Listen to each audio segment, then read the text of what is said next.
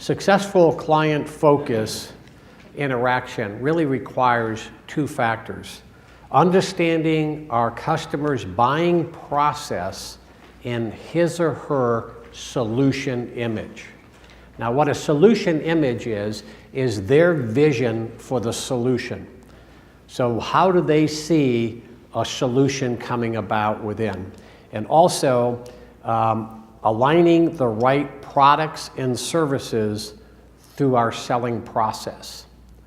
So understanding our customers' buying process and their solution image, and then that alignment. This is back what we were talking about earlier. You need to lead your prospect to your solution, not lead with your solution.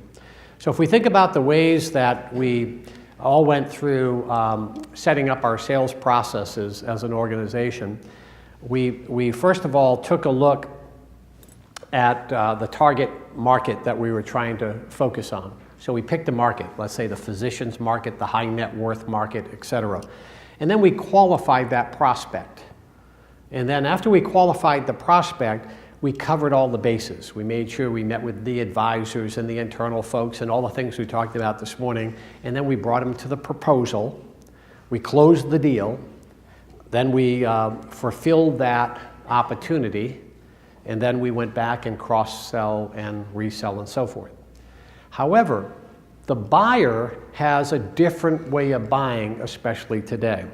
See, the buyer, when you show up, is sitting in the status quo, which is your biggest competition.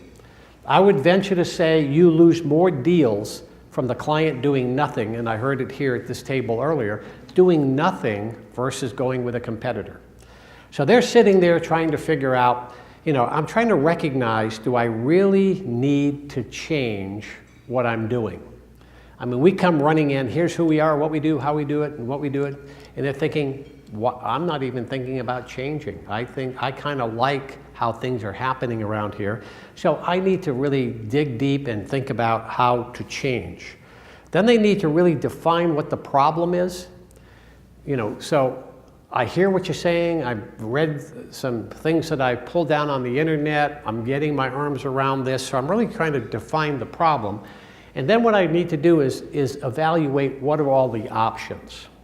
One of the options is doing nothing, and is there cost to doing nothing? And there are some other options, it's not just your solution. So I'm back there thinking about that, and then I'm going to come into some thinking about selecting the best opportunity, I'm going to implement it, and then I'm going to go through this assessment and reevaluation, et cetera. So you can see that these are not aligned.